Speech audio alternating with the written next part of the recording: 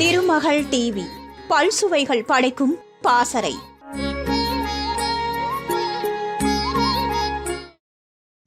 தமிழ் சினிமாவில் நடிகர் திலகம் என்று அழைக்கப்படும் சிவாஜி கணேசன் தனது சினிமா வாழ்க்கையில் ஒருமுறை கூட தாமதமாக வந்ததில்லை.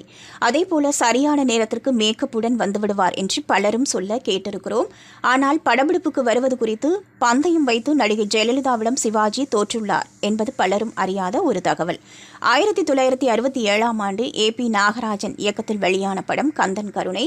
சிவகுமார் முருகன் வேடத்தில் நடித்திருந்த இந்த படத்தில் ஜெயலலிதா, KR விஜயா, சிவாஜி கணேசன், ஜெமினி கணேசன் உள்ளிட்ட பல முன்னணி நடிகர்கள் நடித்திருந்தனர். KV மகாதேவன் இசையமைத்த இந்த படத்தை கண்ணதாசனின் அண்ணன் AL ஸ்ரீனிவாசன் தயாரித்திருந்தார். இந்த படத்திற்கான பாடல்களை கண்ணதாசன் எழுதியிருந்தார்.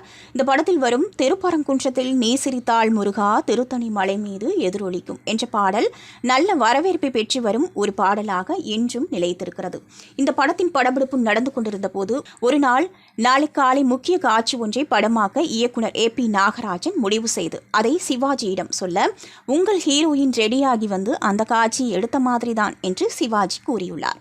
இதை கேட்ட நாயகி ஜெயலலிதா, நாங்கள் 7 மணிக்கு வந்தாலும் முதல் ஷாட் 9 மணிக்கு தான் எடுப்பீர்கள், அப்படி இருக்கும்போது எதற்காக 7 மணிக்கு நான் வர வேண்டும் என்று கேட்க, அருகில் இருந்த சிவாஜி, நாளை காலை நான் சீக்கிரம் வந்துவிடுவேன், 7 மணிக்கு முதல் ஷாட் எடுக்கலாம் என்று கூறியுள்ளார். இதை கேட்ட ஜெயலலிதா, நானும் ரெடி என்று ரூபாய் 1000 பந்தயம் கட்டியுள்ளார். இவர்களின் பந்தயம் குறித்து செட்டில் உள்ள அனைவருக்கும் தெரிந்துவிட்டது. மறுநாள் இவர்களில் யார் முதலில் வருகிறார்கள் என்பதை பார்க்க செட்டில் இருந்த அனைவரும் முன்பே வந்துவிட சிவாஜி சரியாக 7 மணிக்கு செட்டுக்குள் வந்துள்ளார். ஆனால் அவருக்கு முன்பு லைட்மேன் கூட வராத நிலையில் மேக்கப்புடன் ஜெயலலிதா கால் மேல் கால் போட்டுக்கொண்டு அமர்ந்திருந்துள்ளார். அவரின் அருகில் சென்ற சிவாஜி, சரிமா நான் தோத்துட்டேன், இந்தா என்று பந்தய பணத்தை கொடுக்க அந்த பணத்தை வைத்து செட்டில் இருந்த அனைவருக்கும் ஐஸ்கிரீம் வாங்கி கொடுத்துள்ளார் ஜெயலலிதா.